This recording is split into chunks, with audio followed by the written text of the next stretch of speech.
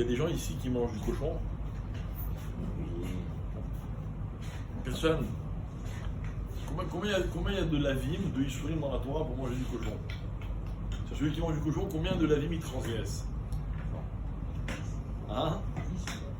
3 ou 4, je ne me rappelle pas exactement.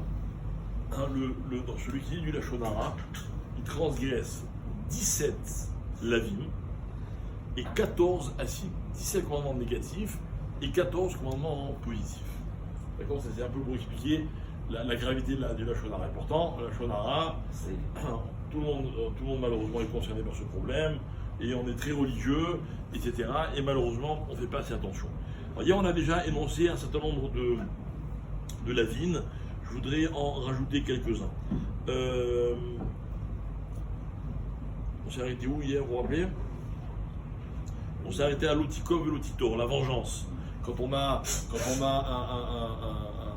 on ressent quelque chose de négatif à l'encontre de quelqu'un et qu'on dit du Lachon Hara, ça peut être considéré comme de la vengeance.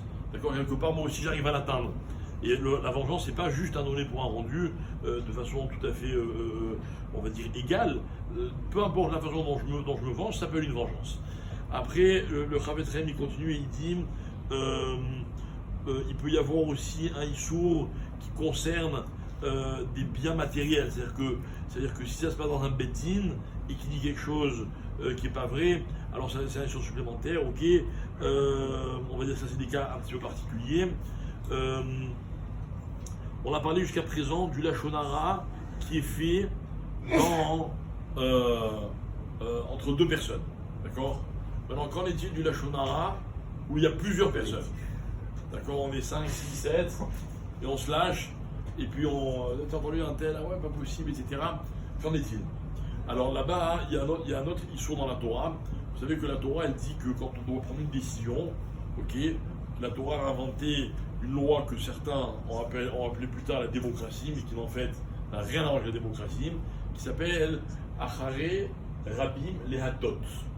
On doit aller selon la majorité. D'accord? C'est comme ça qu'on fixe la halakha, c'est comme ça qu'on doit prendre une décision quand on est dans la communauté, etc.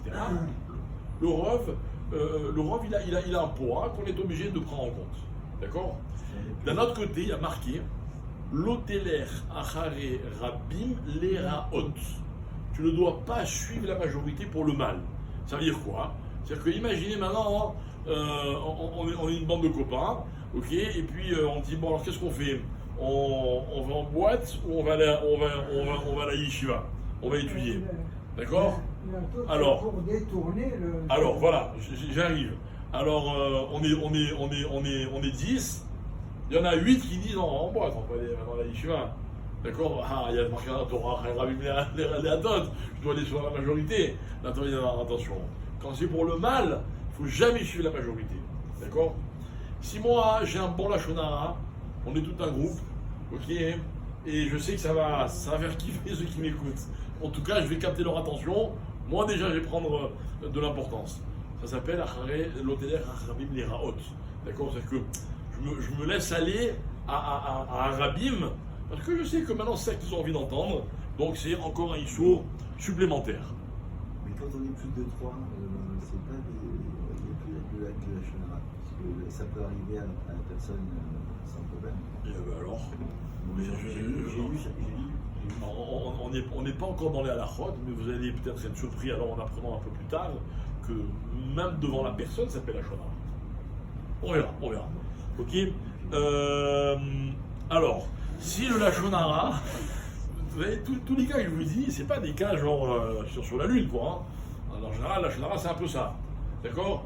Donc, il y a Réhouven et il y a Shimon, et moi je vais voir Réhouven, et il me dit ouais, j'ai un problème avec Shimon. Ah ouais, bah tu sais ce que j'ai entendu sur Shimon. Il commence à faire du Lachon Hara. D'accord? Maintenant, ça va causer une marloquette entre Réhouven et Shimon, ce que j'ai dit. Ou bien je lui dis, t'as vu ce qu'il a dit sur toi l'autre? Ah, ça va créer une marloquette. Il y a encore un issour. Ça arrive ou pas ce genre de situation? D'accord. Il y a un autre issour, incroyable, celui-là, il est magnifique. Loïe qui est Korach avec Koladato. Korach, il a semé la marloquette dans le peuple juif. Celui qui fait comme Korach, il enfreint l'interdiction de la Torah qui dit Loïe qui est Korach avec Koladato. D'accord? Vous en voulez encore? Alors,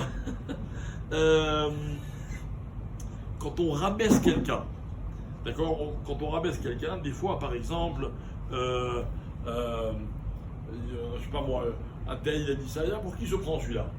Pour qui se prend? Il est ni le fils du gadolador, il est ni d'une famille noble, il est machin, etc. Je rabaisse un peu le statut de la personne. Il y a encore un autre issour, encore un truc qui dit l'autonom ish et habito. Et comme ça, il écrit le Chavetz Chaim. Quand on rajoute, imaginez par exemple, nous tous ici, on n'est que des milliardaires. D'accord? Et puis dans la communauté, il y a un millionnaire, le pauvre. Alors on dit, t'as vu, celui-là, machin, genre, il n'a rien à voir avec nous. Ça s'appelle l'autonomie ishtabito, d'accord? J'ai pris l'exemple de l'argent, ça peut être évidemment tous les exemples. On en est à 13. 14. 14.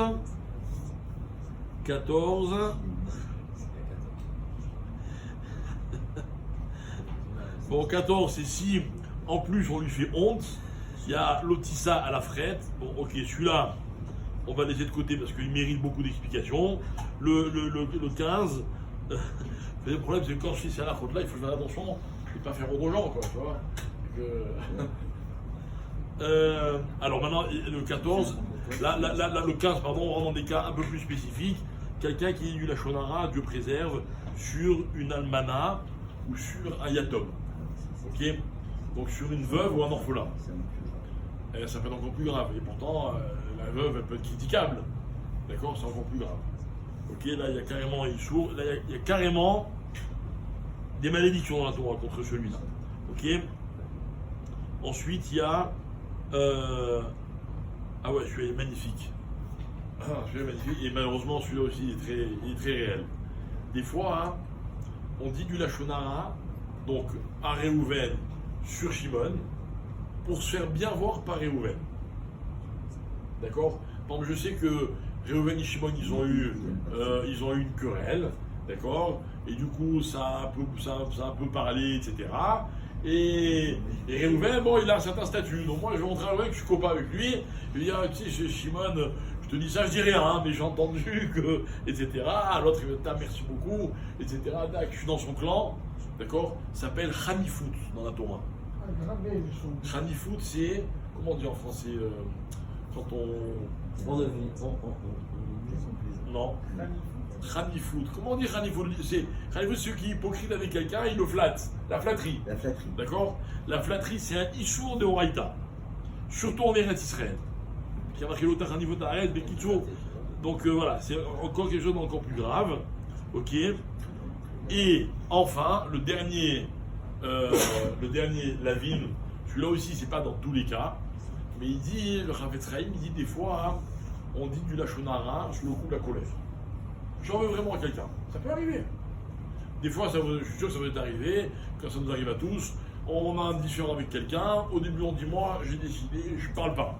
D'accord? Je vais pas, j'en parle. Et puis, au fur et à mesure, les dossiers s'accumulent, et un jour on craque. D'accord? Le jour où on craque, on le fait mais casse. On le fait avec colère. Et quand on fait avec colère, on risque de dire des choses, des choses qui sont des clalotes. Par exemple, celui-là, je ne le supporte pas. Si je pouvais, d'accord? Voilà. Or, il y a un issour dans la Torah, il y a un issour de maudire l'autre. Où on voit ce issour? Est-ce que quelqu'un connaît le passouk qui interdit de maudire? Il est un peu décalé, le passouk. Le passouk qui dit Loté kalel cheresh. Tu ne maudiras pas le sourd. Le pauvre, il est handicapé, il n'entend pas, je manque de lui devant tout le monde, et lui, il n'est même pas capable de se défendre. Là, il m'a dit est-ce que ça veut dire qu'on peut entendre, on ne peut pas maudire que le sourd? Il m'a répondu non, au contraire. Si déjà, je ne peux pas maudire le sourd alors qu'il n'entend pas, peut-être que ça ne va pas le toucher. Calva Romer, que je ne peux pas maudire celui qui n'est pas sourd. D'accord? Donc, la vadaï que le issour, il concerne également celui qui n'est pas sourd. Donc, quand on dit du lachonara, hein, si jamais l'état d'esprit il est à la violence, verbale évidemment, on peut arriver à être mékalel, et donc on arrive au 17e issour. Donc pour l'instant, on essaie de se mettre un peu dans l'ambiance, de comprendre la gravité du lachonara, même s'il faudrait pour ça encore beaucoup plus de shiurim. Et bien au prochain shiur, on attaque les asin, les mitzvot assez, c'est qu'on transgresse. Je vous donne un exemple. On a dit hier que celui qui qui dit la Shonara quelque part, à un moment, hein, il oublie un peu Akadosh Baruch Hu. D'accord? On a dit, d'accord? Celui qui dit la Shonara, il transgresse le Issour, enfin l'obligation de Zahor Tiskor, qu'on doit constamment se rappeler d'Akadosh Baruch Hu. Alors ça concerne évidemment pas que le jour de la Shonara, mais quand on fait ce genre de Averot, quelque part on met un peu Hachem de côté, et ça c'est contraire à une obligation de la Torah, donc un commandement positif. Mais il y en a d'autres, rappelez bien Hachem. En attendant, Shabbat Shalom, l'allumage cet après-midi c'est à 18h21, donc Mincha, si Dieu veut, à 18h40. Voilà. Shabbat Shalom.